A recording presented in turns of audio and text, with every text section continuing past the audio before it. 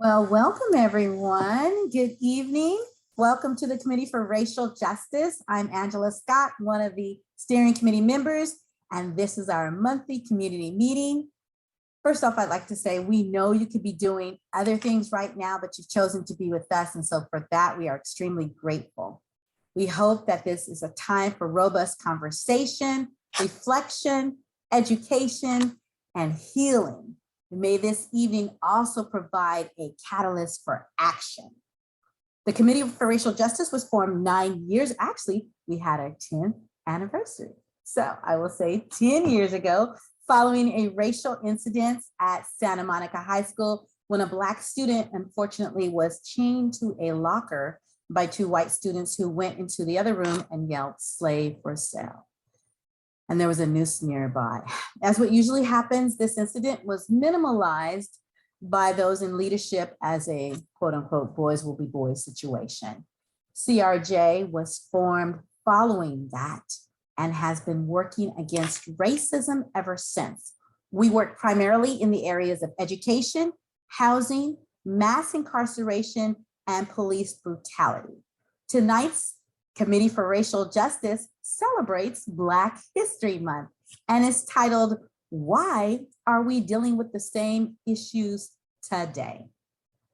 So get ready for that.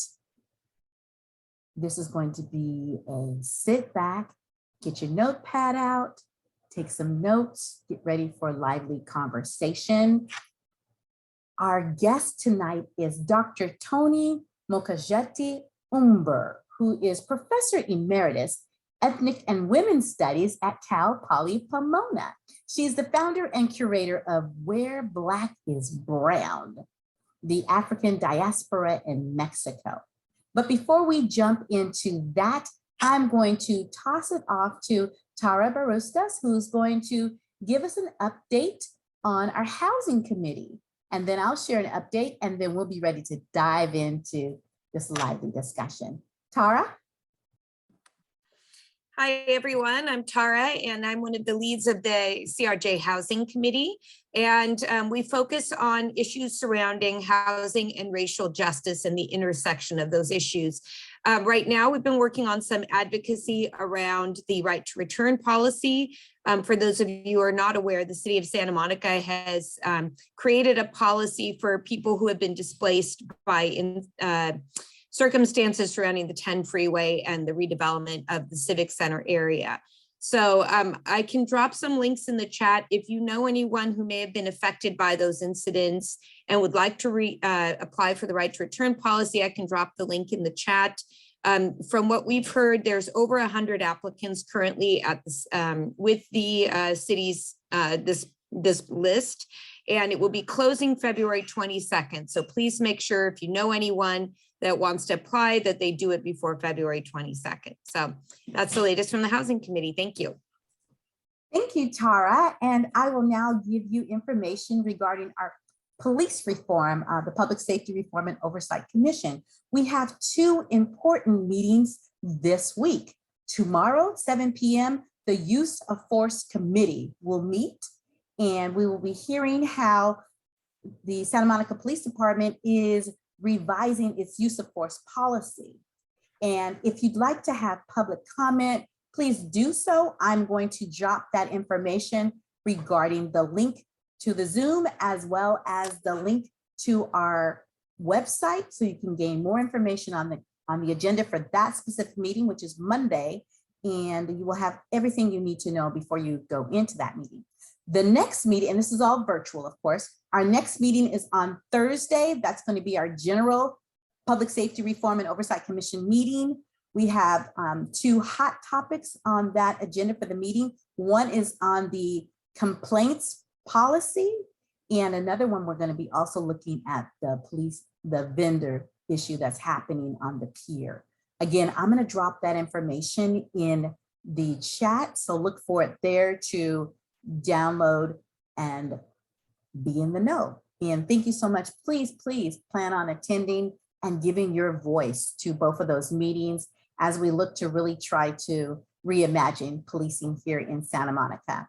And now, without further ado, I'm going to toss off to Robbie Jones, who will introduce our guest speaker for this evening. Robbie. Thank you, Angela.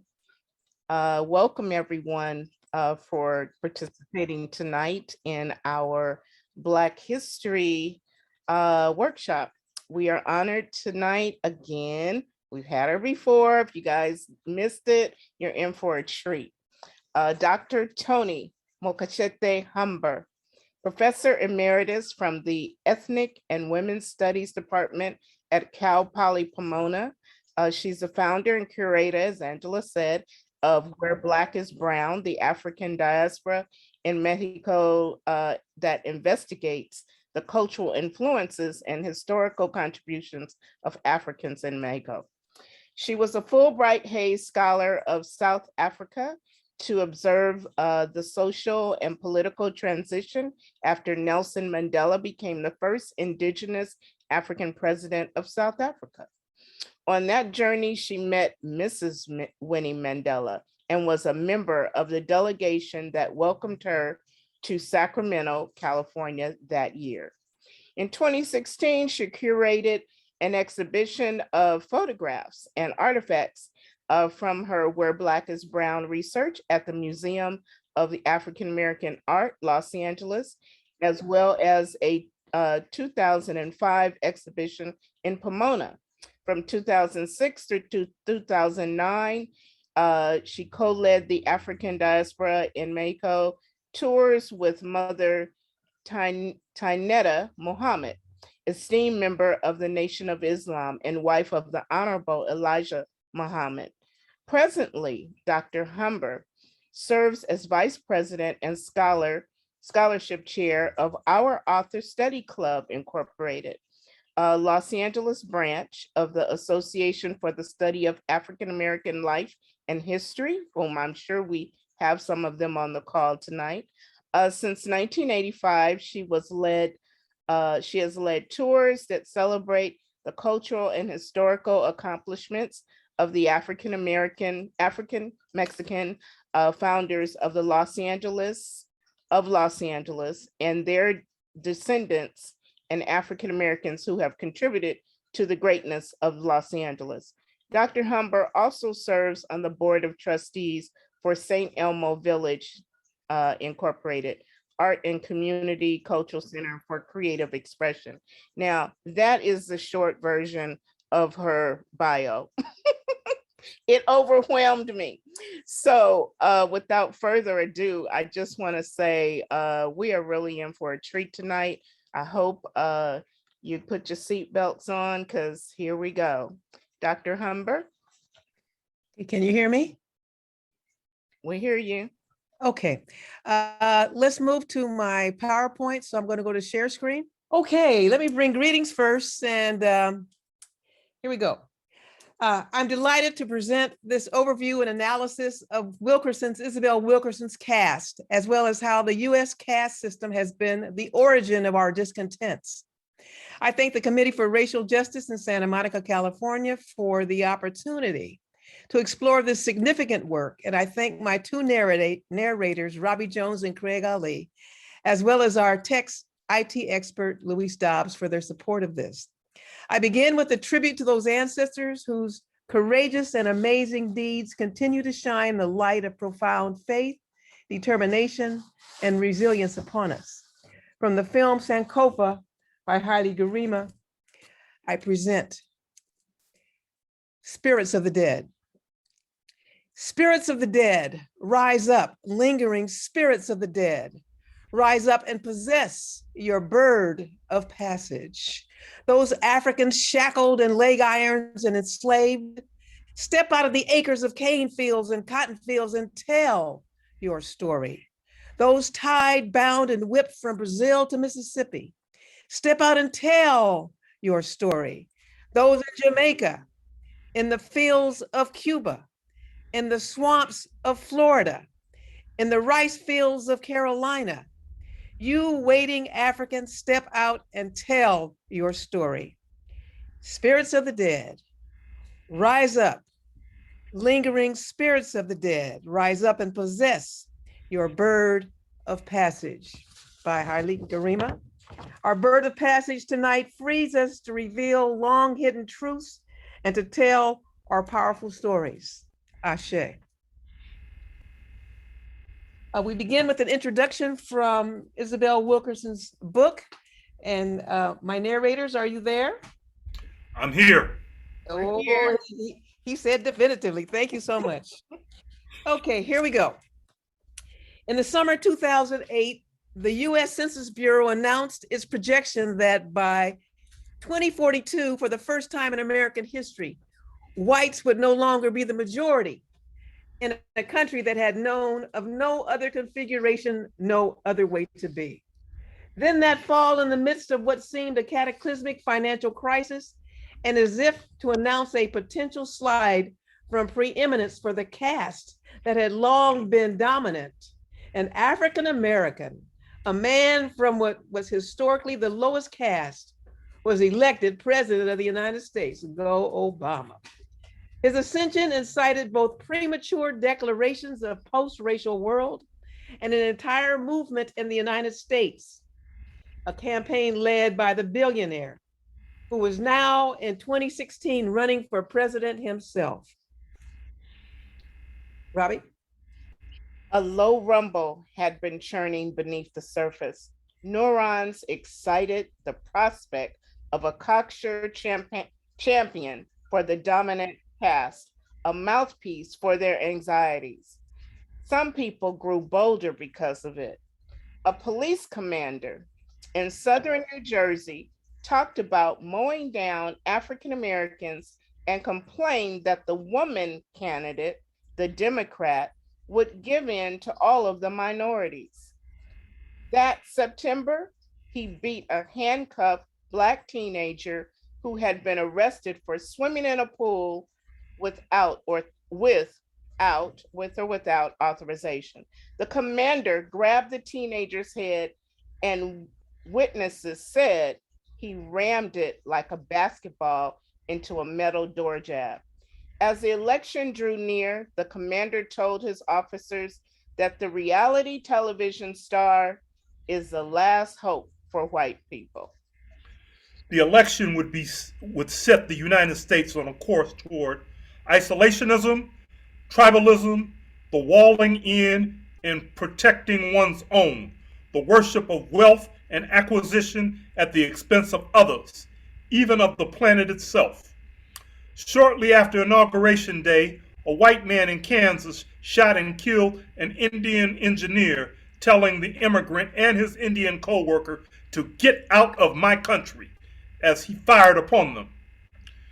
The next month, a clean-cut white Army veteran caught a bus from Baltimore to New York on a mission to kill Black people. He stalked a 66-year-old Black man in Times Square and stabbed him to death with a sword. The attacker would become the first white supremacist convicted on terrorism charges in the state of New York. The year 2017 would become the deadliest to date for mass shootings in modern American history. In Las Vegas, there occurred the country's largest such massacre, followed by one mass shooting after another in public schools, parking lots, city streets, and superstores across this nation. In 2018, outside Louisville, Kentucky, a man attempted an assault on a Black church. To shoot parishioners at their Bible study, unable to pry the doors open, the man went to a nearby supermarket and killed the first Black person he saw. An armed bystander happened to see the shooter in the parking lot, which got the shooter's attention. "Don't shoot me," the shooter told the onlooker, "and I won't shoot you," according to news reports. Whites don't kill whites.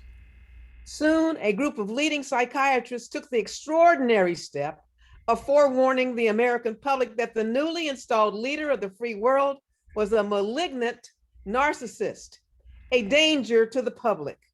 By the second year of the administration, brown children were behind bars at the southern border, separated from their parents as they sought asylum.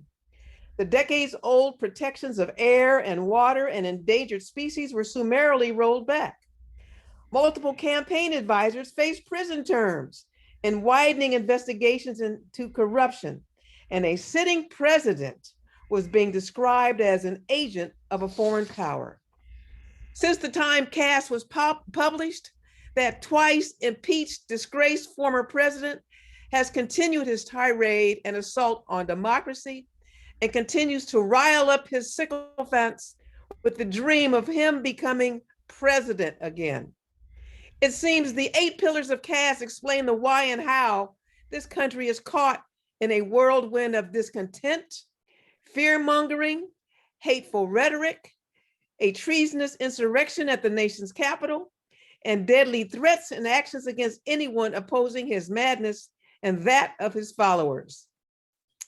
The United States caste system provides the structural foundations that enable Jim and Jane Crow, the Karens and Bubbas of today, social and civil unrest, refusal to renew and change forever voting rights restrictions, vote tampering by 45's administration and state legislatures, and the unchecked murder of unarmed Black and brown people by police throughout this country. The latest offense against African Americans happened this week when the news noted 6 youth apparently orchestrated bomb threats against 19 HBCUs in January and on Monday and Tuesday of this week. Did you know they were labeled as tech savvy rather than as domestic terrorists? Pillar number 7 of Caste's 8 pillars explains terror as enforcement, cruelty as a means of control. The threats certainly were terrifying, but will not stop the forward movement of people of African descent in this country. This analysis of caste will provide insight into the origins of our present discontent in the time of 45. You know who that is, right?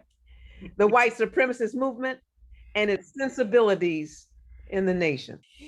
Okay, this is, you're gonna have about 45 minutes of slides with me. There's a lot of reading because I excerpted from the book, but that's the only way I can help you understand. And hopefully if you haven't read the book, you'll read it. And if you have, you'll go back to it again. So Isabel Wilkerson, an amazing writer. And guess where she went to school? Howard University. Go Howard.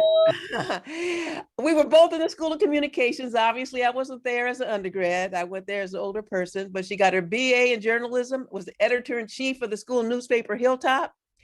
She was the first African-American journalist to get a Pulitzer Prize, and she got it for The Warmth of Other Suns. That's all. It's an amazing piece. If you haven't read it, another one to put on your list. It was on the New York Times bestseller list, Oprah's book club. And Caste, the origins of our discontents, our subject for tonight, was on the New York Times bestseller list and Oprah's book club. In addition, Ms. Wilkerson served as Chicago bureau chief for the New York Times, and she was Journalist of the Year for the National Association of Black Journalists. I can't talk about Caste without talking about a woman I admire, I call Queen Mother, Dr. Frances Cress Welsing. Some people know about her, many do not. She's considered controversial, but as I'm analyzing Caste, 30 years ago, she was saying things to explain our condition today. So Dr. Welsing went to Antioch College as an undergrad and at Howard University for her medical degree in psychiatry. After she got her degree, she decided she wanted to, I think her parents said you can go wherever you want, and she wanted to go to Germany to study the Nazis. And out of that came the Cress theory of color confrontation and racism. She talked about white supremacy, a psychogenetic theory, and world outlook in 1974. And then in 1982, she wrote the ISIS papers, the colors, the keys to the colors. And while she was at Howard, she taught but didn't get tenure because I think the Cress theory of color confrontation and some of the things she said really caused her not to get tenure, and she moved on and had a very lucrative business as a psychiatrist. So what did Dr. Welsing say? And I want you to remember some of the things she says, and then we can look at what Caste says. First of all, the term institutional racism, I was talking to my friend, Dr. Pamela Ash, who was my roommate at Howard and a dear friend, and I don't remember institutional racism really being used until the 2000, particularly since the time of the idiot. Well, 45, excuse me, I should say the idiot. Institutional racism, I don't remember that term being used. I don't remember white supremacy being used until relatively recently. She was using these terms in the 70s.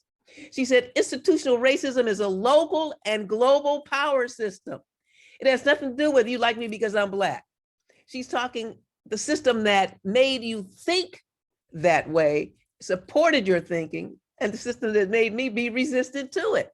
The system is both conscious and unconscious. We're talking about a psychological programming.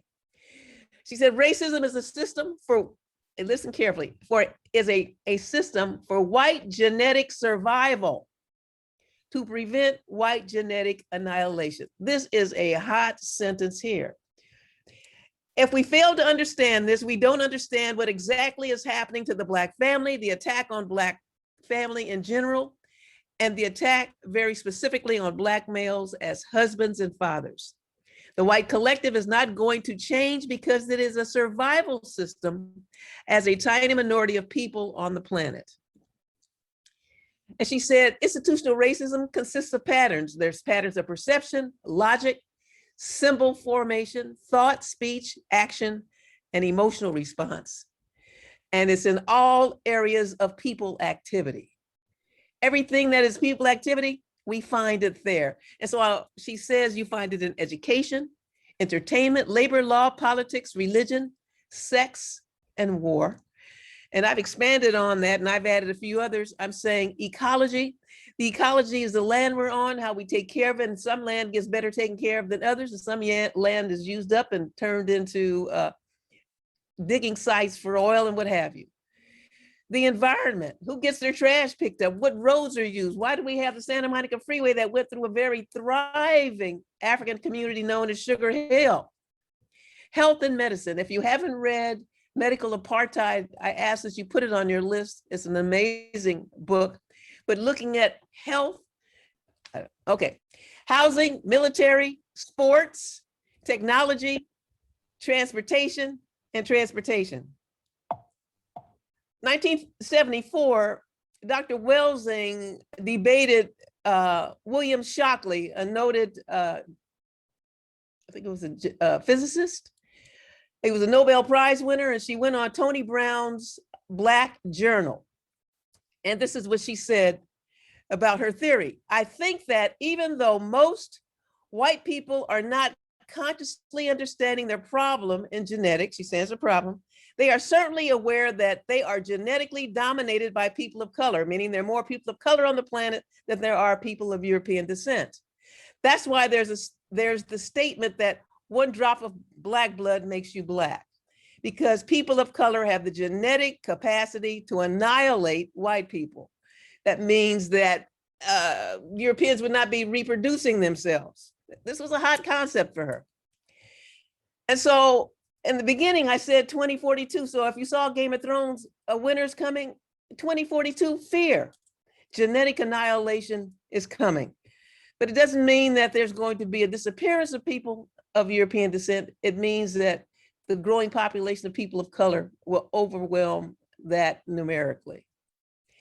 And what did William Shockley have to say what he thought of Black folks? Shockley devoted the last decades of his life to a quixotic struggle to prove that Black Americans were suffering from dysgenesis or retrogressive evolution. That means we're going back in time.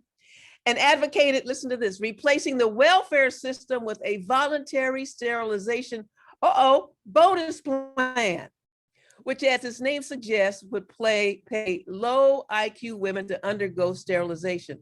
We know that sterilization went on in this country. It went on in this country through the eugenics movement. We know that people that were considered mentally feeble were sterilized. Sister Fannie Lou Hamer, as a young woman, was sterilized and she didn't know. She had an issue with her stomach and found out later that she had been sterilized.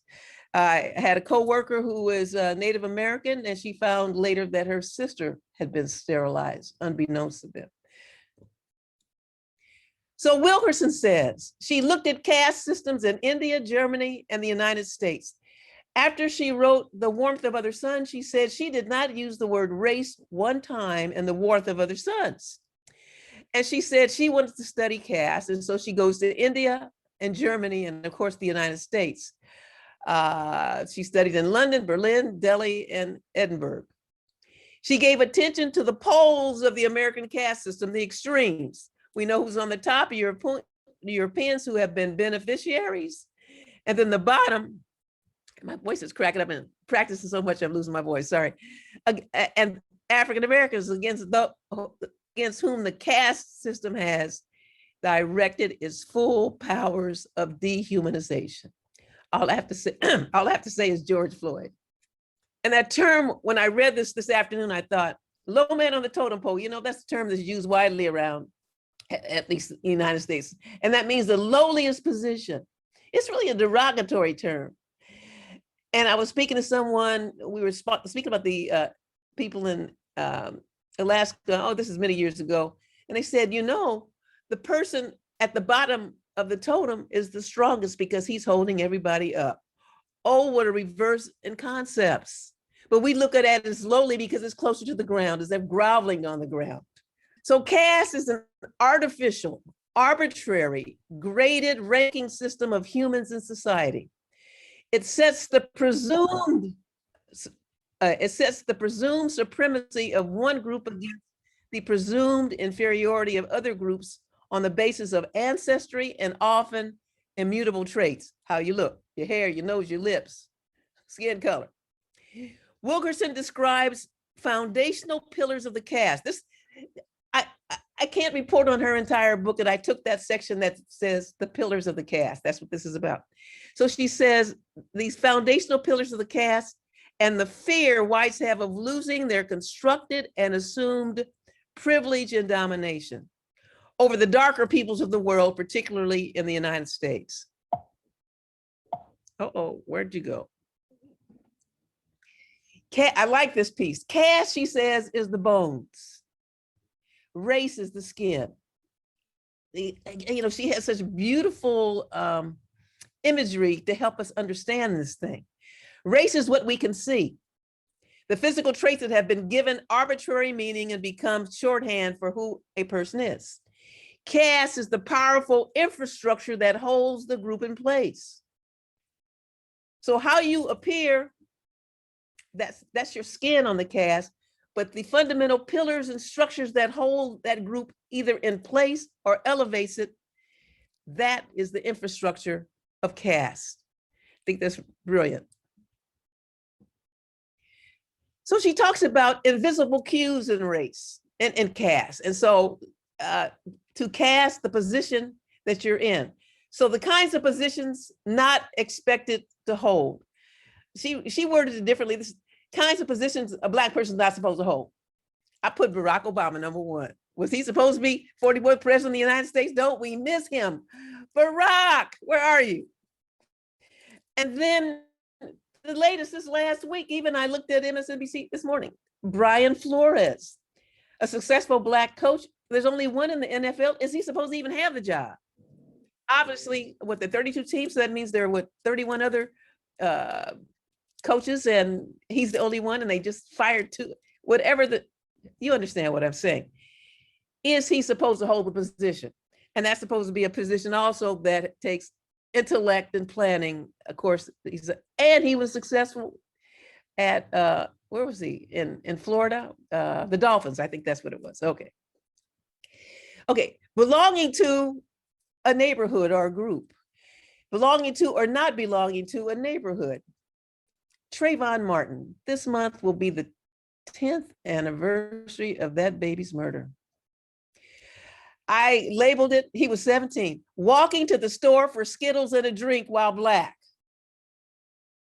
Shot by George Zimmerman. Stand your ground. Ridiculous.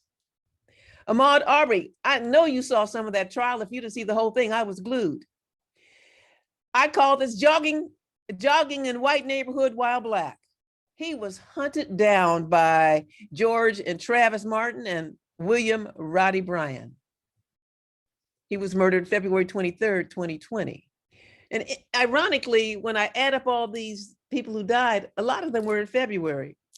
Black History Month, maybe that had something to do with it, I don't know. People who are not expected to speak with authority. This is so timely now. President Biden is looking for a new person to go on the Supreme Court. SCOTUS. Brilliant Black women considered for SCOTUS appointments. They are going to be challenged, every word out of their mouths. It's going to be interesting to watch, and we pray for whomever he selects. But we understand their intellect will be challenged at every step of the way, every decision that they make, because they're not supposed to be there. If you're not administered pain relief in the hospital, Blacks don't experience pain like whites. Again, I'm going to say medical apartheid by Harriet Washington. And she talks about the belief that Blacks didn't experience pain and all the experiments done on them. But anyway, we're going to fast forward to Dr. Susan Moore. This is tragic. There's a video of her, and if you look at it, I was choked up last night looking at this. Okay, December 20th, she released a video. She's in the hospital with COVID, and she accused the hospital staff of racist treatment and her doctor. Her white doctor dismissed her pain and concerns about her treatment as she lay in an Indianapolis hospital. She told him the medication that she needed. She said he made her feel like she was a drug addict. And unfortunately, Dr. Moore died December 20th, 2020.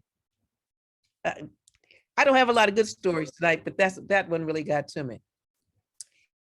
Another question, the clues of where you stay in the caste system here. Is the neighborhood in a toxic community? Uh-oh, is the water contaminated? All I have to say to you is Flint, Michigan, and you can answer that one for yourself. Where, and I remember there was a place in, someplace in Louisiana, I don't remember the name of it now, but where there were factories along the Ohio River and the Mississippi River, and then they would take their excess, whatever it is, and it would roll down to communities that were poor communities, Black communities. We understand that's a serious piece. This one is timely. Will Black mothers survive childbirth? The medical health of pregnant women certainly can be tenuous, and particularly for Black women. Black mothers in the US die at 3 to 4 times the rate of white mothers, one of the widest of all racial disparities in women's health. I got this out of NPR.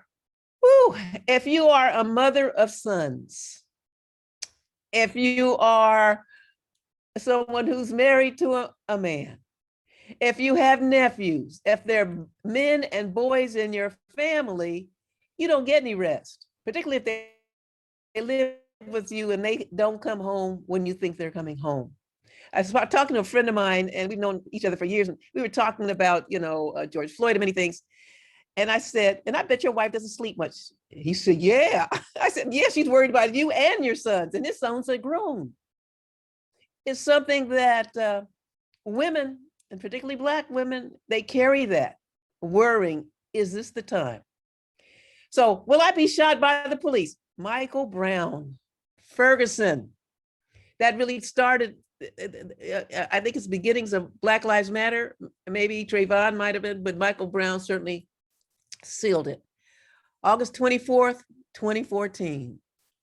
Walking in the street with a friend while Black. He wasn't doing anything, just walking in the street. Police told him to get on the sidewalk. And these brothers, 18, 19, they're loping, doing their thing. Not only did they kill him, and I don't know how many bullets, I didn't read that, but his body lay on that hot asphalt for hours. His mother couldn't even go to him. We're going to get to a pillar that deals with dehumanization. Okay. Tamir Rice, you remember that little boy in the park on the playground by the slide? He had a toy gun. Somebody said that someone was in the park with a gun. The police were not there. not even probably 10 to 15, 20 seconds, and they shot him. They didn't ask, they didn't say, you could tell it was a little boy. November 22nd, 2014, Cleveland, Ohio. I call this playing on playground with toy gun while black. Breonna Taylor, 26, March 13th, 2020, Louisville, Kentucky. Sleeping in her own apartment while black. Oops, no knock warrant, knock, knock, knock. Oh, she didn't hear us. They barge in and she is killed. Then we have Dante Wright. You know this one. April 11th, 2021. Black while driving, he had expired tags. They stopped him and he had a for missed court date. Murdered or killed or shot or however it was. Officer Kim Potter, she's been convicted, shot him, says she mistook a gun for a taser. I know a piece of plastic is a lot lighter than a gun, shaped differently. Everything about it is differently. We don't know what happened to her psychologically that day, but the bottom line is that 20-year-old is dead. And, oh, I'm sorry, I know you. And she said, I'm going to jail. She knew something, had never had, I think, a blemish on her record. And this is one. But how do you make that mistake? We don't know, but we know. And if it were, these are not isolated incidents, is when you add them up and look at the collective, it's a pattern. Amir Locke, do you know him? 22. This Wednesday, February 2nd, last week, sleeping on the couch, wrapped up in a blanket, the police barge in, no knock. He moves, he has a gun by his side. He has a license to have a gun. He doesn't shoot it, he doesn't point it, and he's killed. I'm exhausted. I added up the average age, and the average age of these young people is 20 years old.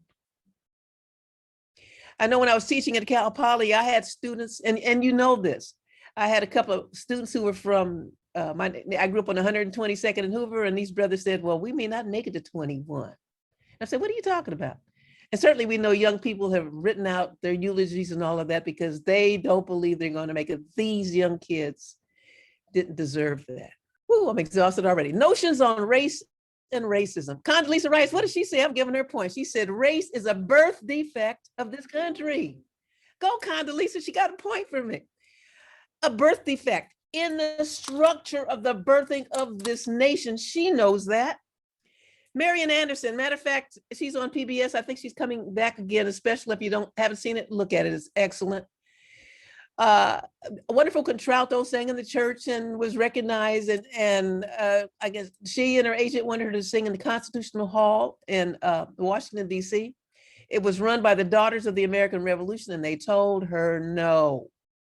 So, hello, Eleanor Roosevelt, got her on the steps of the Lincoln Memorial on Easter Sunday, and I don't remember what year that is, but I think it was sometime in the 40s. Sometimes, and I'd like this one also, she says, sometimes racism is like a hair across your cheek. You can't see it. You can't find it with your fingers, but you keep brushing at it because the feel of it is irritating. Oh, I'm going back to Brian Flores. He knew they may not want me, and there's something may be going on, but he got an email, a text he wasn't supposed to get. Confirmed what he suspected. How could he prove it? Until, I don't know the coach, which coach was it? I don't even know what the name of the coach is because I didn't follow that. But I know something was sent to him indirectly. I think that was a little divine happening there that sent that email to him. So he really had a clear picture because this man had brought the Florida to the Dolphins from losing to 2 winning seasons and almost going to the playoffs, and then you fire him, and then nobody's going to hire you. So he's taking it on. You have to admire him, and we wish him well. Toni Morrison, this quote, a friend of mine, I don't know if she's on, Sister Dorothy Will sent me this quote way back in the 90s, and I would use it in class, and finally it took me a while to get what Toni Morrison was saying. Well, you know Toni Morrison, Nobel Prize winner, Pulitzer Prize winner, beloved, okay. My favorite one is The Bluest Eye. If you haven't read it, It's an amazing piece that fits right into this caste system we're speaking of. She says, the habit of ignoring race. Hold on. When you meet someone who's not Black, let's say, oh, I don't see you as Black. How can you not? The habit of ignoring race is understood to be a graceful, even generous liberal gesture. If you don't see me as a Black woman, you just see me as a person. Yay. But she says, hold up. To notice it is to recognize an already discredited difference. That term has stuck with me. What is she talking about, a discredited difference? So this is what she's saying. If you say you don't see me as a Black person, you don't see me because you don't want to put all of the negative attributes that you hear, believe about Black people on me, because I'm a nice person. So you don't want to put that on me. But by not recognizing my Africanness, my heritage, and my culture and who I am, you enforce my invisibility through silence.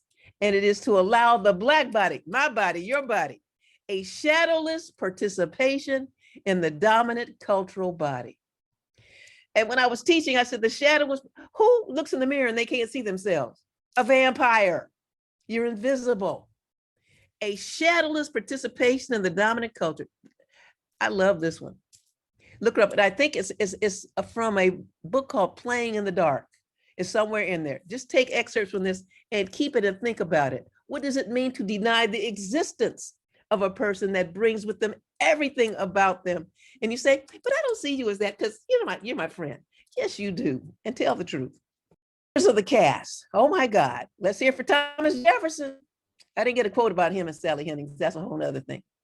The inequality of the white and Black races was stamped from the beginning. Professor Ibram Kendi has written a book, Stamped from the Beginning. He took that quotation and has a book out, and it's a book on race and anti-racism and all that.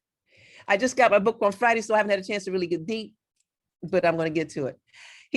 And then Jefferson says, I advanced it, therefore, as a suspicion only that the Blacks, whether originally a distinct race, a distinct race, that means that their evolution is totally different, like two kinds of dinosaurs or something from what we consider regular humans. Okay, that the Blacks, whether originally a distinct race, are made distinct by time or circumstance. Here we go, are inferior to the whites in the endowments of both body and mind, physically and mentally inferior to whites. Keepers of the caste, Jefferson Davis, President of the Confederacy. Jefferson regarded Black people as biologically distinct and inferior to white people. This is all from Stamped from the Beginning. And Black skin as an ugly stamp on the beautiful white canvas of normal white skin. Can you believe Jefferson? Yes, I can. And are there people, yes, who say these kinds of things? And are there people in the MAGA crowd, and even those not in the MAGA crowd, who still carry some of these belief systems? And it really works hard to purge these thoughts from your mind, I know. Lincoln, great liberator. There is a physical difference between the white and the Black races, which I believe will forever forbid the two races living together. While they do remain together, there must be the position of superior and inferior. Guess what he chooses? And I, as much as any man, am in favor of having the superior position assigned to the white race. Why are we surprised, Lincoln? Moving right along. Ran across a couple of books, Capitalism and Slavery by the first president of Trinidad and Tobago, Eric Williams.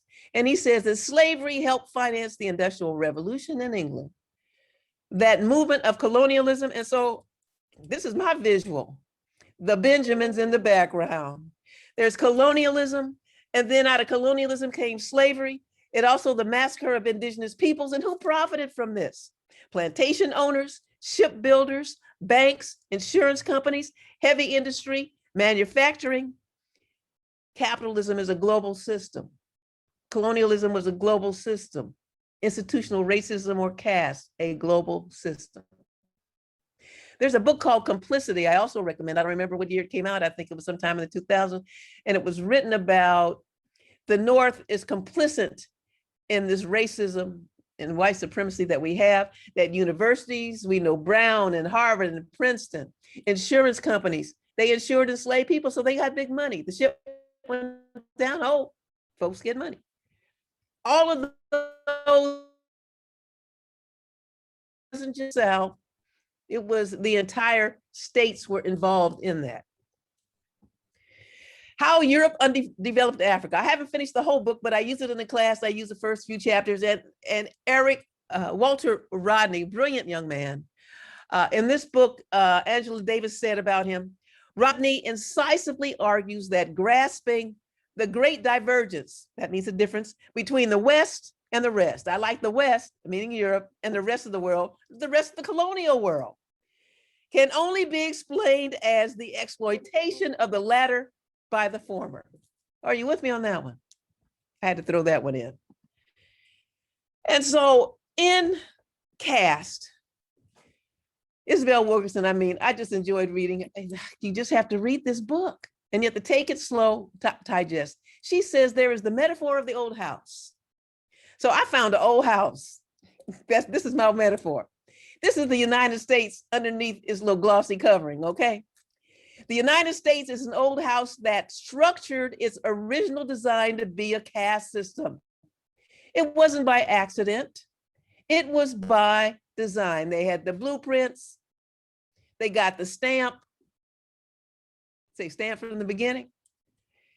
And like other old houses, I have an old house, so I understand. I've remodeled and they found stuff in there. I used to have, I don't even know what you call them. It's a little ceramic thing with wires going through it. That was my electrical system. It was very archaic. Like other old houses, America has an unseen skeleton. You see my skeleton up there? I had to put a skeleton up there so you'd understand the metaphor. A caste system that is as central to its operation as are the studs and joists that we cannot see in the physical buildings we call home. Okay, let's get on with it. It is the architecture of human hierarchy, the subconscious code of instructions for maintaining our caste, a 400-year-old social order. I like this line. Looking at caste is like holding the country's x-ray up to the light. You had an x-ray and you have something the matter with you, and they can't see it just by touching you, go to the x-ray, and then you're going to find that's the problem. But we need to look at the x-ray of this country. And I put the founding creed and the principles of the United States, liberty and justice for all. All men are created equal, but fighting for freedom and democracy. Ideals that applied to wealthy white male landowners. It certainly didn't apply to indentured servants, and it certainly didn't apply to indigenous people, and it didn't apply to enslaved Africans. Finally, we're going to get the origins of our discontent, the pillars of the caste. I'm taking a long time to get to this, but we're getting to it. Okay, so she says, these are the historic origins, the pillars upholding a belief system, the piers beneath the Santa Monica Pier, and you know those pilings that are holding up that pier. These are the pilings and the pillars she's talking about. If you put a name on each one that is oppressive, you understand that within the structure of that pier, the foundation, there was corruption and corrosion. Okay, as these tenets took root in the firmament, it did not matter as much as whether the assumptions were true, as most were not. It mattered little that they were misperceptions or distortions of convenience. Here we go. As long as people accepted them and gained a sense of order and means of justification. Justification for what? For the cruelties to which they had grown accustomed, inequalities that they took to be the laws of nature. If you saw 12 Years a Slave, that's all you need to see. If you've heard Sankofa, when I gave, what did I say, The Spirit of the Dead, check out, I believe it's on YouTube, not YouTube, it's on Hulu or maybe on, any of those. Look at Sankofa and you see the cruelties and inequalities and these belief systems in this movie. Okay, moving right along. These are the principles upon which a caste system is constructed, whether in America, India, or Nazi Germany. Beliefs, here we go. that were at one time or another burrowed deep within the culture and collective subconscious of most every inhabitant in order for a caste system to function. A caste system and a system of oppression cannot be carried out unless you have people who support it, believe it, and carry it out. What was that thing on January 6th last year? That happened to be my birthday, by the way. He told us to come. He invited us. An insurrection. Actually, it was treason. They believed in this person. They still do. And obviously follow him. And so this is my metaphor for 8 pillars of caste. I'm really proud of this. It took me a while to figure this one out. Ironically, the United States Supreme Court, the building, has 8 pillars. Oh, joy. And Wilkerson has 8 pillars to her concept. So pillar number 1, it believes in the divine law and nature. That justifies the caste. Number 2, heritability, how you were born. Endogamy and the control of marriage and mating. Who can be married to one another and what the standing of the children. Purity versus pollution. Are you an untouchable? Occupational hierarchy. Okay, I'm going to go back to Brian Flores. He hit a wall in the hierarchy. No, brother, you're not going to be a coach again. Dehumanization stigma, you know what that is. All the caricatures, the names. Terror as enforcement, cruelty as means of control. Those calls that those HBCU universities had this past week and last month, they were terroristic. So I'm not going to say these young tech savvy boys will be boys. This is out and out terrorism, which leads to crazy people like maybe Timothy McVeigh. You don't know. But it certainly isn't, they're just tech savvy. And no, it's more than that. And I was walking my dogs today. I hadn't been out walking. And I thought, and what about their parents? What did they hear in their homes? What were they reading? What were they listening to? What were they looking at? To think that this was cool. This is serious. And the last one, inherent superiority versus inherent inferiority. That at the onset, you believe that they're 2 kinds of people. Superior, brilliant, who get all the gains, and inferior and lowly, and who are the untouchables. So pillar number 1, divine law and law of nature. You have to listen to this stuff. The curse of Ham. You heard about this. If you are, Christians understand the Bible. The curse of Ham is now being executed upon his descendants. Like Thomas Cobb, defender of architect. The great architect constituting them thus suited to the degraded position they were destined to occupy. That ordained through God, they were to have a lowly, degraded position. Black folks. He said, this one you have, oh, Jesus, let the Negro have the crumbs that fall from the white man's table. Thomas, how can I make this up? This is Thomas Pierce Bailey, 20th century author. And so Wilkerson says, a caste system endures because it is often justified as divine will, originating from sacred texts or the presumed laws of nature, reinforced through the culture and passed down through generations. Wow. Pillar 2, folks, I got 8 to go through, so hold on. Heritability. You were born to a certain caste and remained in that caste subject to the high status or low stigma it conferred for the rest of your days and into the lives of your descendants. There is no mobility through class. There is no meritocracy. How you were born is where you stay. And the elevated, fine. And what about those who pass? Or those who slip through? They get caught eventually, they're brought down. So the Virginia General Assembly, this is 1662. The Assembly decreed, be it therefore enacted and declared by this present Grand Assembly that all children born in this country shall be held bond or free only according to the condition of the mother. Historically, in Europe and other places, the children held the status of the father. But when you have a slave system, you go with the status of the mother, because the white slave owner can impregnate her. That's more money for him. He's got another population. So this was a switch in this country of a social order for identity of children and family that changed up. And it says that not only was the mother enslaved, that her children were enslaved and their children's children were enslaved. It was intergenerational. This new law allowed enslavers to claim the children of Black women, the vast majority of whom were enslaved, as their property for life and for ensuing generations. It invited them, okay, I know they were invited. It invited them to impregnate the women themselves, if so inclined. They were very inclined. That's why we look like we do. The richer it would make them. Here's one. Who sneaks through the cracks? The most accomplished of lower caste people have often found ways to transcend caste, but rarely.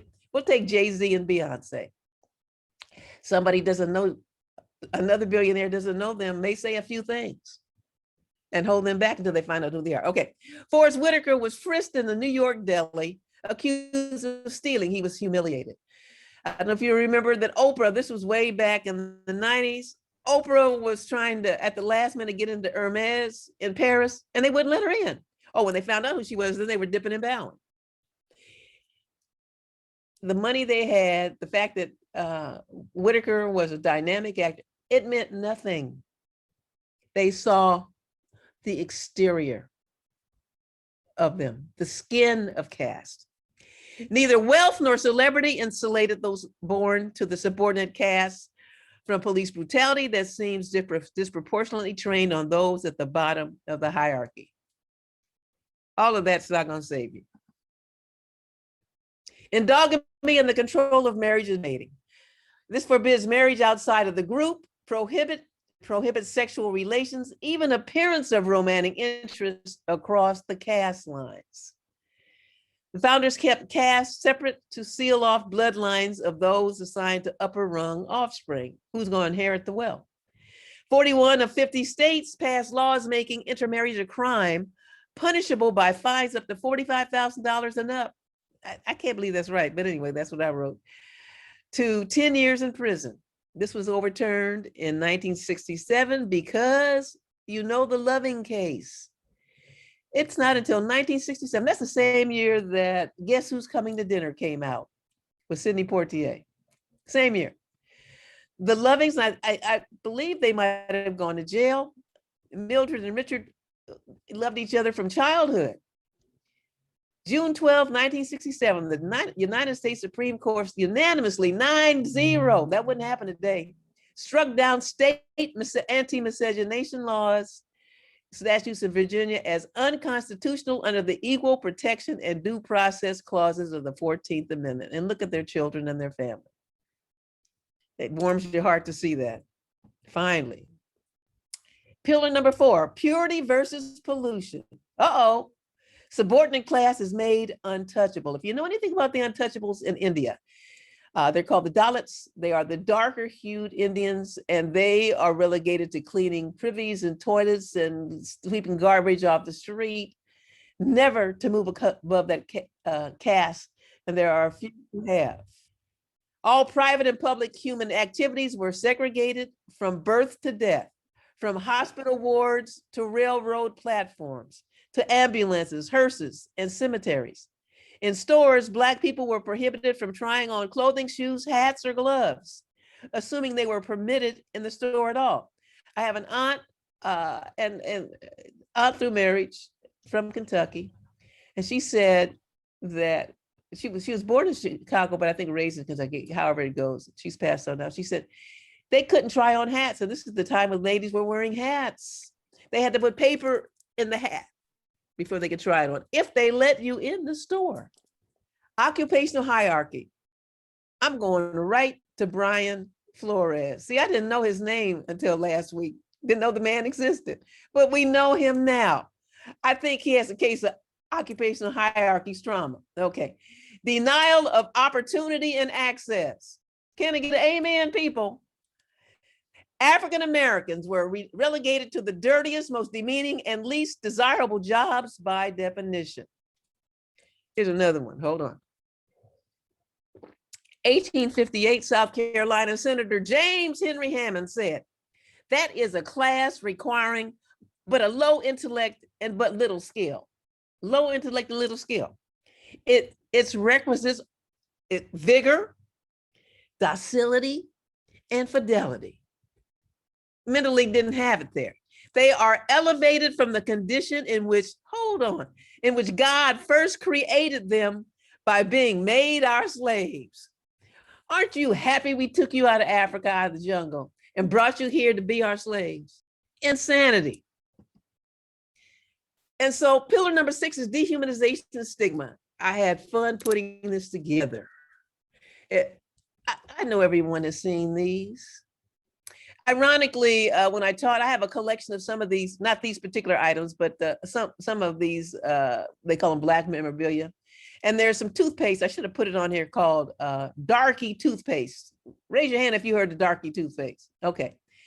And then it was changed to Darley toothpaste. So I was showing it in class. I have all my little artifacts here and the students are looking at me. And when I picked up that toothpaste, I had some Asian students who got a smirk on their faces. I thought, oh, they know this. They might've used it. I had a student who was Chinese. He said, I just bought that toothpaste in Santa Ana. I gave him money for him to get me a tube. Darky toothpaste. And then they kind of cleaned it up a little bit. These things are still in circulation in some countries. They're caricatures, they're debased, they're dehumanized, they're degrading. You've seen all of this before. Of course, we know Hattie McDaniel, and she said, I'd rather play a maid than be a maid, so he can't be mad at it. And she was good at it, but you know, we wish she had another kind of job, but that job wouldn't come to her during that time period. Pillar number 7, terror as enforcement, cruelty as means of control. That's what those bomb threats were. I just pieced together stuff that I know. Emmett Till. In my classes when I taught, my students had to go find that picture of Emmett Till in the casket. I wanted them to see it, to understand the terror that I still have every time I see it. The courage of his mother to say, and if you saw moments of courage that they had about women last week, and she said, I want them to see what they did to my boy. It tears your heart up. And I can remember as a child, I don't know if I said it to anybody, but why did they hate us so much? Because I remember bombings of buses. I remember the Little Rock Nine and people yelling and spitting and cussing at people. I remember all of that. Why do they hate us so much? And it's the toxicity of a caste system, that institutional racism that perpetuates that. But if you see, I put George Floyd on there, and then just before I finished, I put Black Wall Street. That's the last thing I put on there. You have the lynchings, you have the KKK.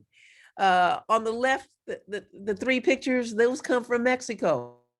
The man with his back just so beaten and badly keloid, that's the United States. You have a man in a truck hanging the noose out of his car. You have the KKK at the bottom. At the lynching, people are dressed up in their Sunday best. They're taking their children to see this. Body parts were removed. There is a museum and they said there are body parts there. So I went, I want to see the body part. But they said they had body parts. And when I say body parts, I'm talking about body parts, maybe penises, maybe breasts, maybe vaginas, testicles, in jars. A friend of mine sent me an article several years ago. A professor, I don't know where the professor was, maybe out of Michigan, was talking about this. And she had a student who said, I'm going to inherit something like that. This is in modern times. Disgusting, but it's true. Tragic. Terror as enforcement, cruelty as a means of control. Ooh, we got to pillar number 8, inherent superiority versus inherent inferiority. At every turn, the caste system drilled into the people under its spell the difference due those born to the upper caste and the degradation befitting the subordinate caste. This required signs and symbols and customs to elevate the upper caste and to demean those assigned to the bottom in small and large ways and in everyday encounters. He must be held subject like other domestic animals, observed the 19th century abolitionist William Goodell, to the superior race holding dominion over him. The slave must be held subject like other domestic animals to the superior race holding dominion over him. Caste is fixed and rigid. Whoever fit the definition of white at whatever point in history was granted the legal rights and privileges of the dominant caste. It was set.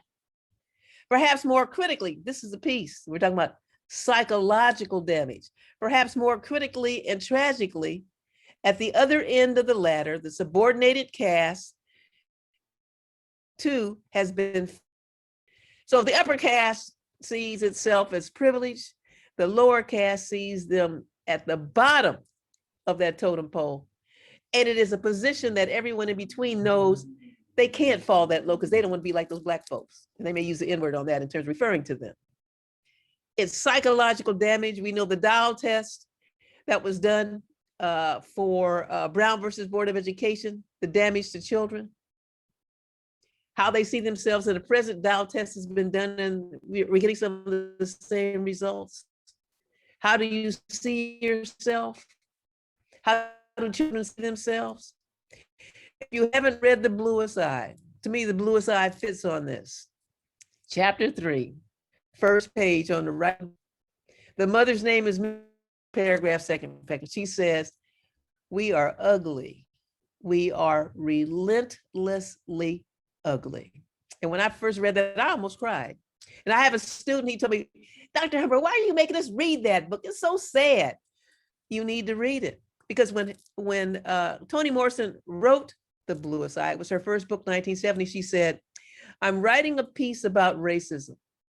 And I'm writing about those the most vulnerable to its ills. And the most vulnerable people in racism are the children. And the most vulnerable of the children are little Black girls. Thus, you get The Bluest Eye." And if you haven't read it, if you read it a long time ago, renew it because it really applies to us today. These thoughts have not gone away. Okay. How do we know this country and other countries were often institutional racism? How do you know? And living in a caste system. Well, this is how I know. We had organizations that were fighting racism. Why would they bring about their mission if this thing didn't exist and wasn't suffocating? So you had the NAACP, February 12, 1909, New York City. Their work to ensure the political, educational, social, and economic equality of rights of all people. Their work to eliminate racial hatred and racial discrimination. If it didn't exist, there would be no need for the NAACP. Freedom Charter out of South Africa, 1955. And if you have a chance, just look at the Freedom Charter. Some of the things it has, amazing. It said, "The people shall govern." What a novel idea. I'm in the country. I have the right to vote. I have the right to lead. Every man and woman shall have the right to vote for and to stand as a candidate for all bodies which make laws. Anyone can run for an office. All shall enjoy equal human rights. But that just touches my heart. I don't know if you've been to South Africa or not. This was the program from the ANC, but this was 1955. 1955, the year Emmett Till was murdered. This came out of South Africa. The United States Commission on Civil Rights. I never heard of it until I looked it up the other day. The Civil Rights Act of 1957 created the U.S. Commission, and it said, mission is to inform the development of national civil rights policy and enhance enforcement of federal civil rights laws. And I wonder what happened to them. And so they were looking at studying deprivations, voting rights, and alleged discrimination based on race, color, religion, sex, age, disability, national origin in the administration of justice. You can take race, color, religion, sex, age, That goes back to institutional racism that Frances Cress Welsing talked about. Those were the categories. They are to do research. They play a vital role in advancing civil rights through analysis on issues of fundamental concern to the federal government. Okay, move on. Black Panther Party 10-point program.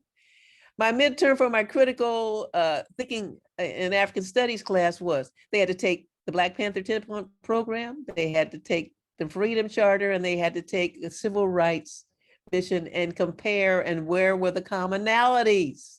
They had some differences, but what was common among them? You look at what the Freedom Charter said, and said, it rise, there wouldn't have been a Freedom Charter, there wouldn't have been DP. We want freedom term our Black community. Amen, brother. We want full employment for our people. Is that so hard to ask for? We want education for our people that exposes the true nature of this decadent American society. Uh-oh, Florida would scratch that one out. We want education that teaches us our true history and our role in the present day society. I don't want to be this shadowless being. I want to know how I've contributed and that I can be viable in my society. We want an immediate end to police brutality and the murder of Black people. That young man was shot on his sofa Wednesday night. We want land, bread, housing, education, clothing, justice, and peace. Is that so much to ask for, oh Lord? In a caste system, yes, it is. If you're Black, if you're brown, if you're LGBTQ. Okay, Association for the Study of Negro Life and History, I belong to, was formed in 1950. Dr. Carter G. Woodson, founder, Black History. Now it's the Association for the Study of African American Life and History, but I wanted to have this date 1950 to say how long ago that there was a necessity for this organization because it didn't exist. So in 1909, you had the NAACP, and then you get this. I mean, what is that, 6 years later? This one is about teaching, promoting, researching, and preserving African Americans.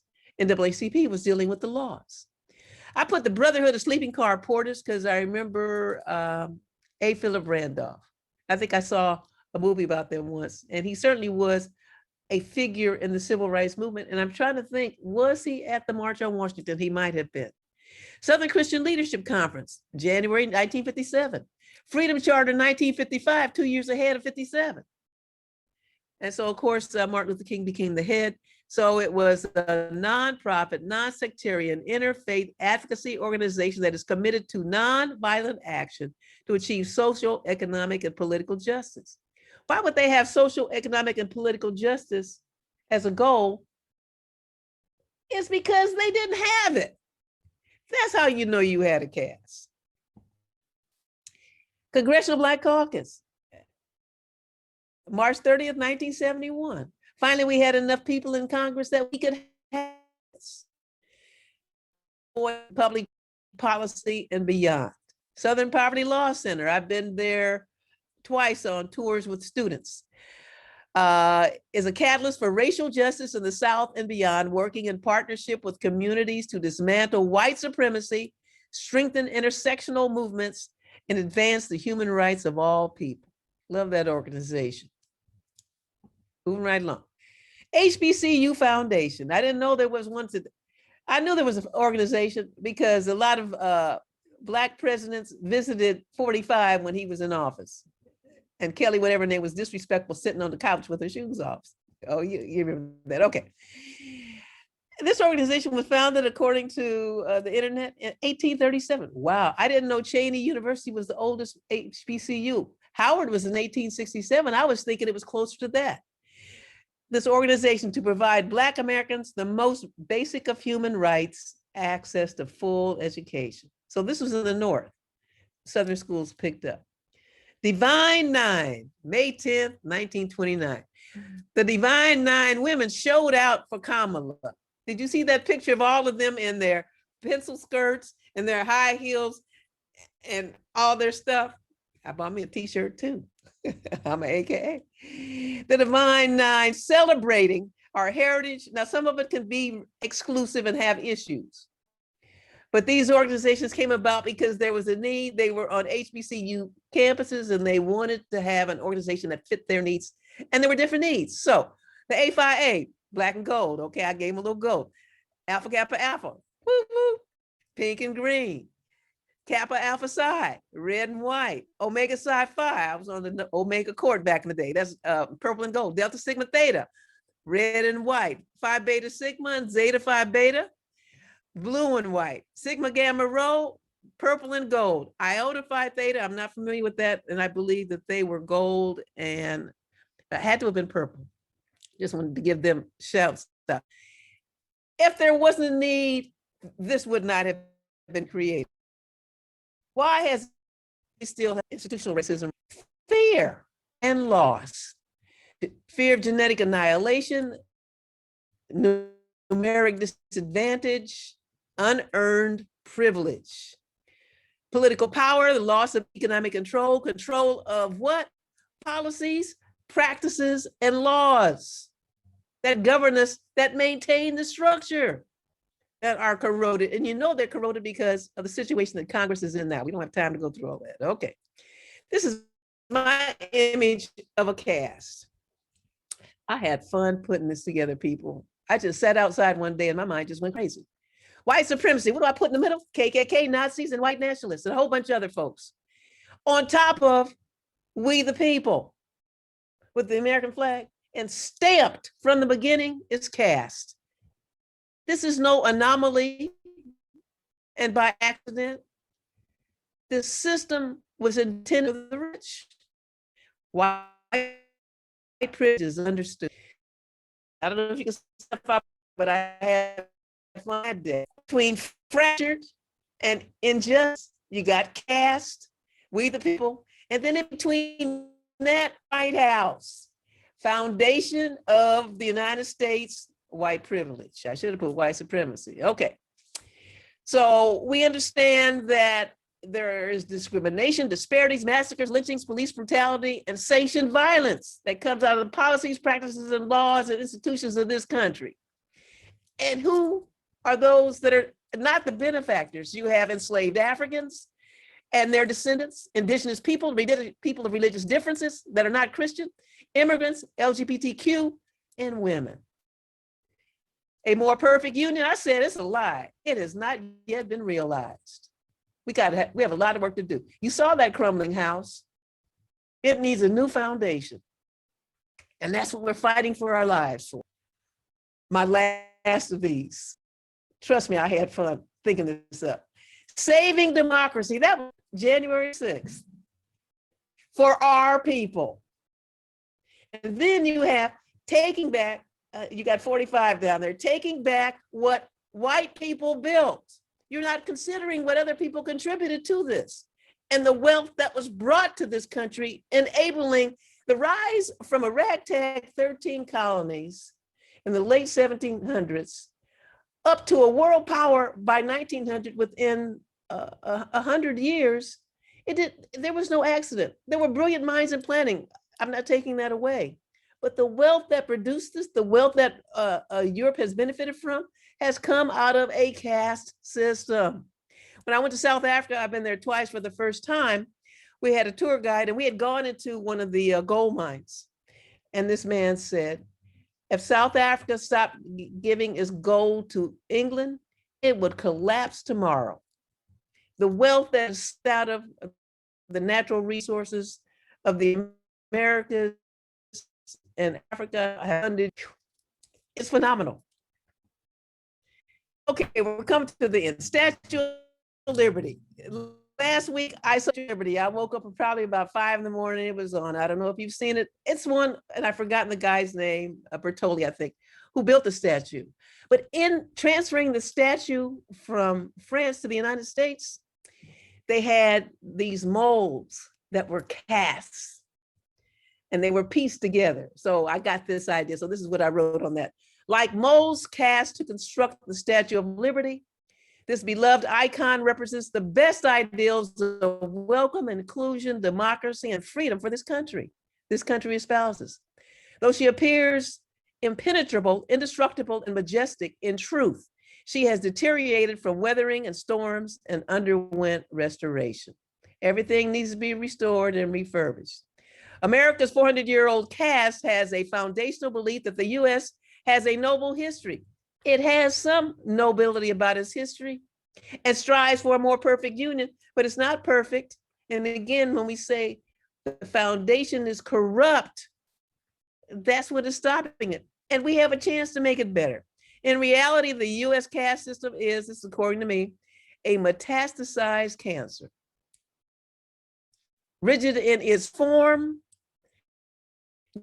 needs to excise its toxic beliefs of white supremacy and its unjust, discriminatory, inherently these practices and laws. I'm saying the church say amen on that. Its 8 pillars continue to erode, those 8 pillars we have gone through, continue to erode our ideals of freedom, democracy, justice, and liberty for all. All of that, all we have to do is look at Congress and the Senate. The votes of not passing voting rights bills. The Supreme Court, in terms of its decadent passing and restricting voting, and certainly coming up with a woman's right to choose. Coming to the end. Origins of our discontent, Isabel Wilkerson said, a caste is a constructed system of oppression. It's hard to believe this beautiful country has that at its undergirding. Francis Welsing said, it's institutional racism and a fear of genetic annihilation. 2 sisters from Howard University. I'm the third. You have the journalist and the writer. You have the psychiatrist, and then you have me. I'm the professor, trying to pull all this stuff together. There is a commonality of what Welsing was saying in the late 60s and 70s, and how Wilkerson has formulated her notion of the caste. That's really important. I want you to get that. Both identify a conscious system in the United States to maintain a white power structure and deny equal access and opportunities to all. And when we talk about a system, we're not talking about an individual. Because folks say, I didn't do it. My family, we weren't slaveholders. I understand that. But those who benefit within this general tight system that really restricts mobility and opportunity and access, that's what they're talking about. A conscious system in the United States to maintain a white power structure. All you have to do is look at Mitch McConnell and the Republicans and the vote. They voted for that. They never voted. Where are my narrators? I'm here. We're right here. Narrators, are you awake? Yes. Oh, okay, let me find my paper. Hold on. Wait a minute, papers, where are they? Oh, here it is. We're gonna look at this pretty picture and you know what? I really enjoyed putting these pictures. Look at Kamala and look at that eye and the colors and the babies and the graduates at the top from Howard University. And look at the book, Cultivating the Genius of Black Children. We got brother who played Black Panther. I can't think of his name right now. Look at the little boy who looks like he's flying. Look, these are just beautiful pictures of love. This is the ideal we want for everyone. You got the Obamas over there hugged up and loved up. Love it. I found pretty pictures because I've given you a dismal picture. So this is soothing your heart. So we're going to end with 2 pieces. And we're going to end with the ending of caste system. Sister Robbie, take it away. A world without caste. Wilkerson said, in a world without caste, instead of false swagger over our own tribe or family or ascribed community, we would look upon all of humanity with wonderment. The little beauty of an Ethiopian runner, the bravery of a Swedish girl determined to save the planet, the physics defying aerobics of an African-American Olympian. The brilliance of a composer of Puerto Rican descent who can rap the history of America at 144 words a minute. All of these feats should fill us with astonishment at what the species is capable of and gratitude to be alive for this. In a world without caste, being male or female, light or dark, immigrant or native born would have no bearing on what anyone has perceived as being capable of. In a world without caste, we would all be invested in the well-being of others in our species, if only for our own survival, and recognize that we are in need of one another more than we have been led to believe. We would join forces with indigenous people around the world, raising the alarm as fires rage and glaciers melt. We would see that when others suffer, the collective human body is set back from the progression of our species. And so Wilkerson said, a world without caste would set everyone free. Robbie. A world without caste would set everyone free. A world without caste would set everyone free. To get an Ashe, people? Ashe. Hey. Okay, and the last words, these are almost the last words, I know you're tired, will be from Let America Be America Again by Brother Langston Hughes. Woo! Robbie, you're on. Let America be America again. Let it be the dream it used to be. Let it be the pioneer on the plain, seeking a home where he himself is free. America never was America to me. Let America be the dream, the dreamer's dream. Let it be that great, strong land of love where never kings connive nor tyrants scheme, that any man be crushed by one above. It never was America to me. Oh, let my land be a land where liberty is crowned with no false patriotic wreath. But opportunity is real and life is free. Equality is in the air we breathe. There's never been equality for me, nor freedom in this homeland of the free. Oh, let America be America again. The land that never has been yet, and yet must be. The land where every man is free. He also meant women too, okay? The land that's mine, the poor man's, Indians, Negroes, me. Who made America?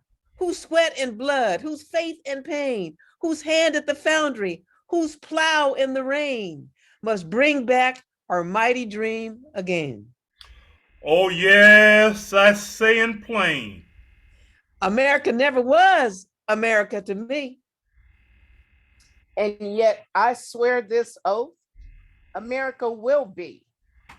America will be. America will be. Ashe. Ashe. Ashe. Yebo. Yebo. And so as we end this has been, let's give a hand to my narrators. I really thank you. And to me, Berlin, Robbie Jones, Reverend Janet McKeithen, Angela Scott, thank you so much. And Sister Louise Dobbs, who's the IT person personified. Blessings to all of you, and Ashe. Ashe. That was beautiful. Thank you so much, Dr. Toni, for that. Man, when you guys hear Dr. Toni, you come to learn. I hope y'all came to learn, because she didn't come to play, right? She really let us see what this world, you know, what Isabel Wilkerson was talking about. And so I'm just so grateful for this Black History Month, and to have her come on and to share with us from the goodness of her heart. Thank you so much. So I guess we're on to, do we have any Q&A, Angela? I do. Okay. Get it, my sister. Thank you. Thank you. I have a couple of comments and some questions. First off, I'm also Divine Nine, Zeta Phi Beta representing here. I just had to go on, sis.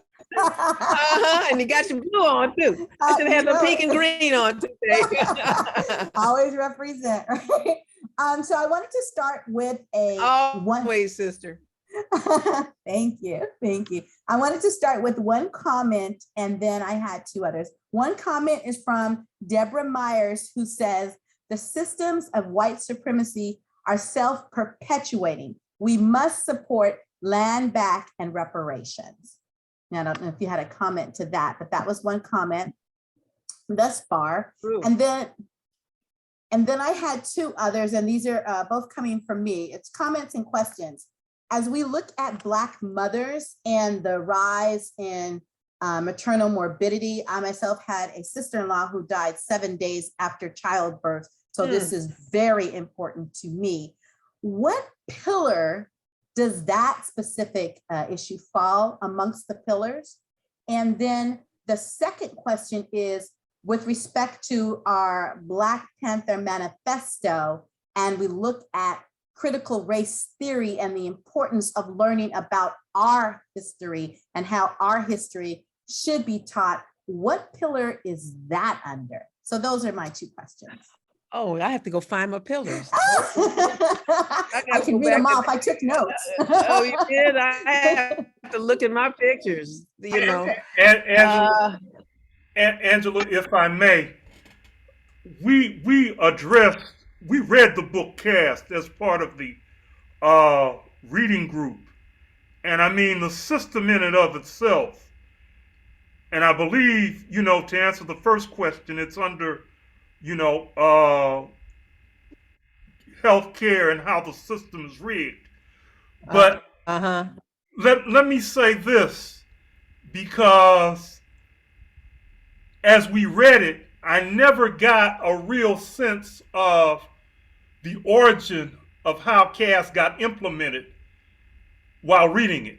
But I recently ran into some information, and we dealt with this in church this morning with Pastor Q in relationship to the Old Testament and how a New Testament can more or less bring this back around to where we can at least demand the respect. Of course, it takes looking at the Bible and being, you know, insistent upon how the old is threatening and strangling, and how the new is much more accepting of a free think, and it treats us as brothers and sisters. You know, that's a conversation that I think would benefit if it's repeated, you know, in the coming months, now that we're dealing with Black History Month. Just as a contributor. Okay. As I'm looking in the book and I'm looking at the table of contents, and where would this fit in? I don't really see a specific place, but under dehumanization, this just the general degradation. For instance, again, I'm going back to medical apartheid. Even if you go to Amazon and buy a used one for $1.50, read page 2 and 3, and you're sucked in with this book. I use it as a text in classes, and my students, of all the books I used, these students talk about this book even today when I see them, of the information. It talks about the medical malpractice on Black people, but it really talks on page, I think 3 or 4, Martin, in the upper right-hand corner of the page, Martin Luther King says that one of the major issues in health in this country is the health of Black people. So for the general inherent superiority versus inherent inferiority, under that category, I would put health. They don't deserve health care. They don't deserve decent housing. They don't deserve food, proper food.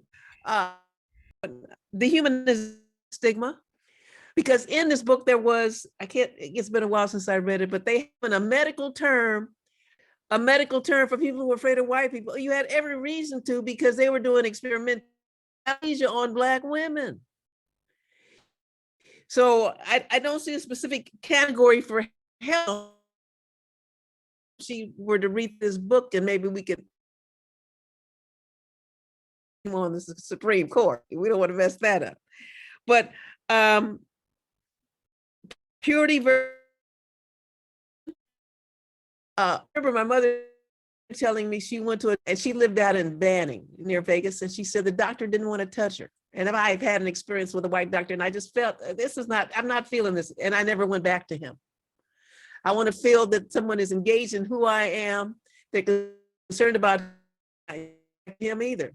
I just inherently felt something that wasn't right for me, and I chose not to go back to that person. And trust me, I want to go to whoever can help me. And I didn't feel these people were genuine in terms of how they treated me and how they regarded me. So I'm thinking so that this purity and looking at those Black as the untouchables and not wanting to touch you, not wanting to care for you.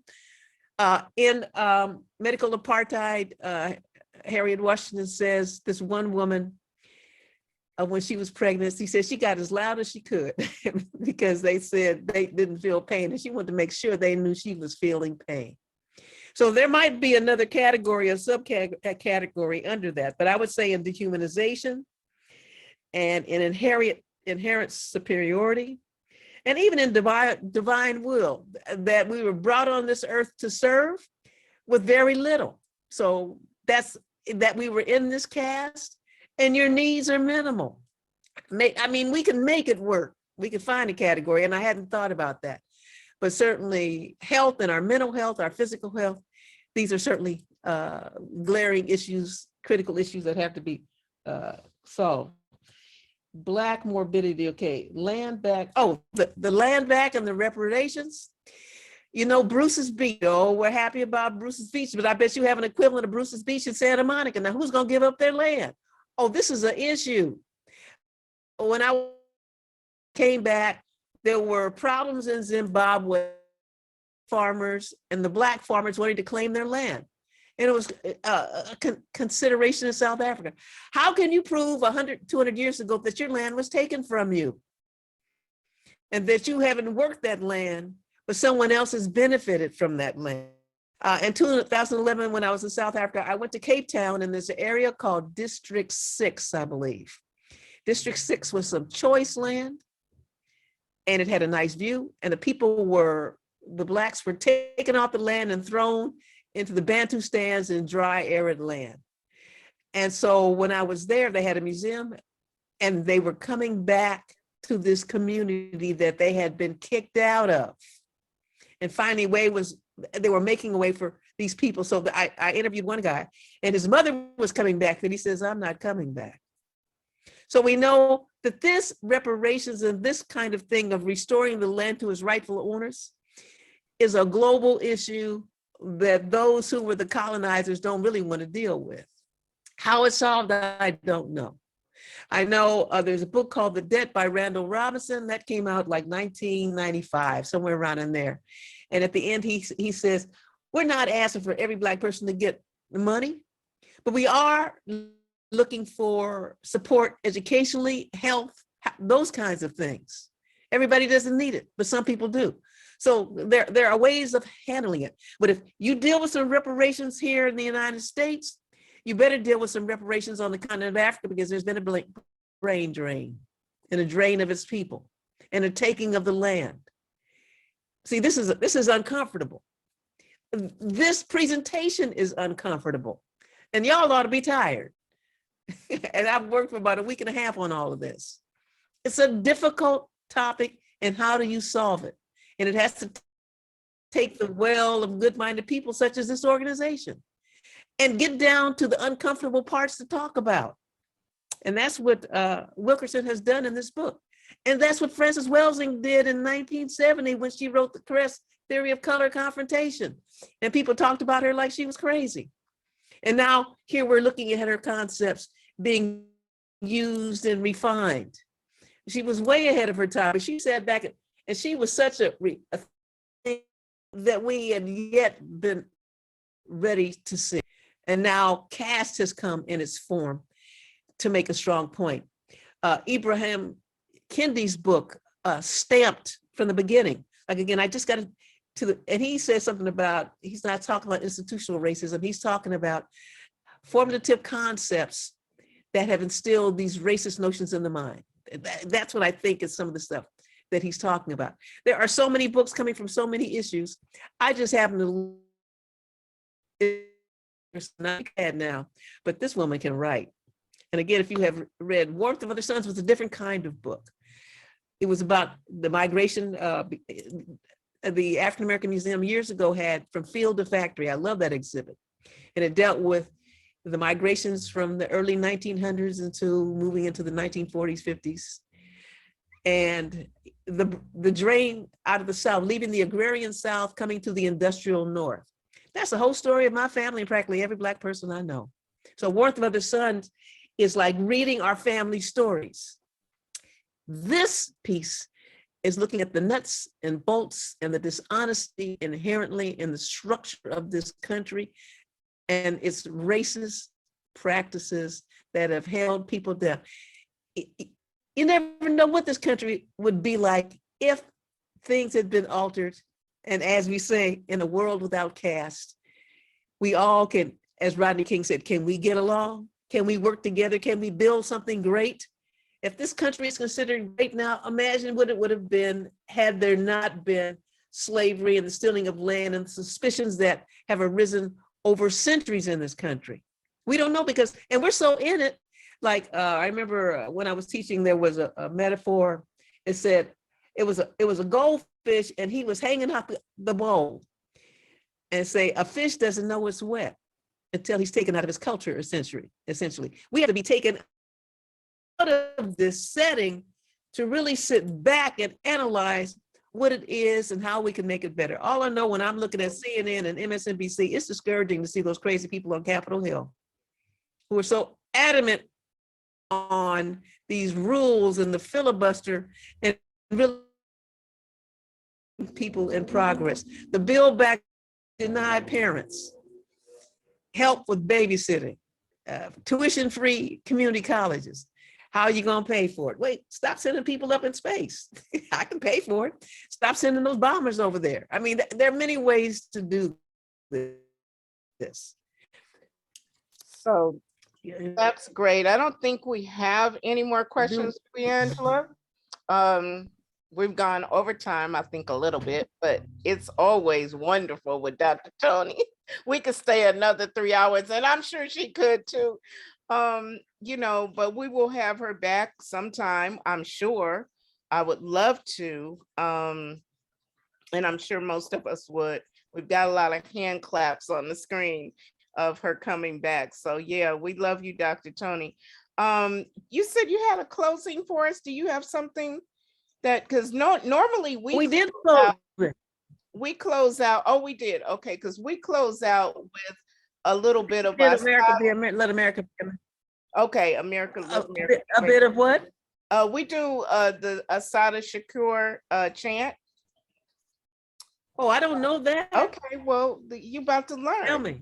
Okay, well, I don't know, Angela, are we gonna mute everybody or, okay, thank you, Trisha Kochi. She says, or Dr. Trisha Kochi, she says, thank you for having this tonight. So we mute everybody, Angela, or should we take everybody off mute? What do you think, guys? I'm muted, aren't I? I think we might be safe now. Yes, it's fine. I think we might be safe. Mm-hmm. Yeah, we're good. Okay.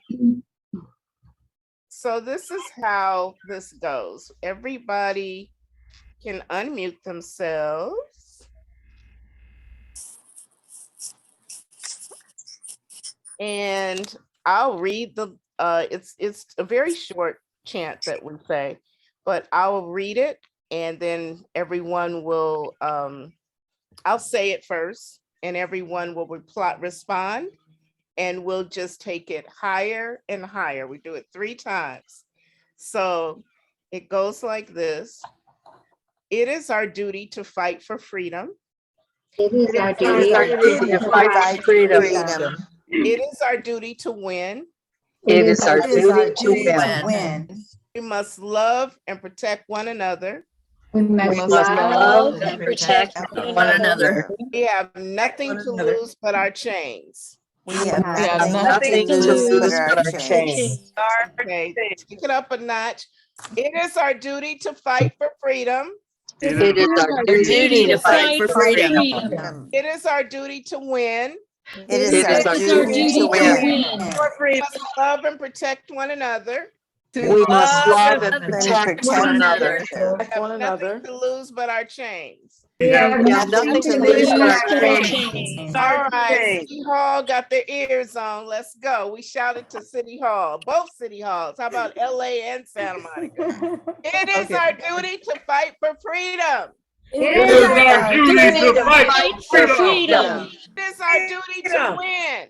It is our duty to win. We must love and protect one another. We must Love and protect one another. We have nothing to lose but our chains. We We have have nothing to lose but our chains.